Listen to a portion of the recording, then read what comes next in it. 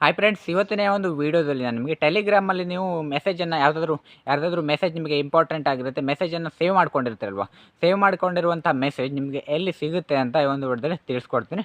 ಈ ಒಂದು ಈ ಒಂದು ಚಾನಲ್ ನಿಮಗೆ ಇಷ್ಟವಾದರೆ ಸಬ್ಸ್ಕ್ರೈಬ್ ಮಾಡ್ಕೊಳ್ಳಿ, ಪಕ್ಕದಲ್ಲಿ ಬೆಲ್ ಬಟನ್ ಇರುತ್ತೆ, ಆಲನ್ನು ಸೆಲೆಕ್ಟ್ ಮಾಡ್ಕೊಳ್ಳಿ.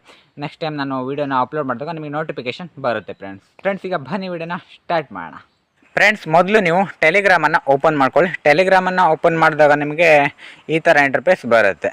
ಇಲ್ಲಿ ನೋಡ್ತಾ ಇದ್ದೀರಲ್ವ, ಇಲ್ಲಿ ನೀವು 3 ಲೈನ್ಸ್ ಇದೆಯಲ್ವ ಲೆಫ್ಟ್ ಸೈಡಲ್ಲಿ, 3 ಲೈನ್ಸ್ ಮೇಲ್ಗಡೆ ಕ್ಲಿಕ್ ಮಾಡಿ.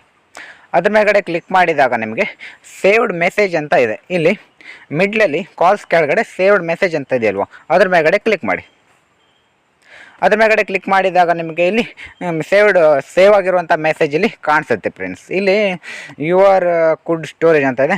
ನಾನು ಇಲ್ಲಿ ಯಾವುದೇ ಮೆಸೇಜನ್ನು ಸೇವ್ ಮಾಡಿಲ್ಲ, ಅದರಿಂದ ಈ ರೀತಿಯಾಗಿ ತೋರಿಸ್ತಾ ಇದೆ. ಫ್ರೆಂಡ್ಸ್, ಇಲ್ಲಿ ನೀವು ಯಾವ ಒಂದು ಮೆಸೇಜ್ ಬೇಕು ಅಂತ ಇಲ್ಲಿ ಸರ್ಚ್ ಇದೆ, ಸರ್ಚ್ ಕೂಡ ಮಾಡಿಕೊಂಡು ಹುಡ್ಕೊಳ್ಬೋದು.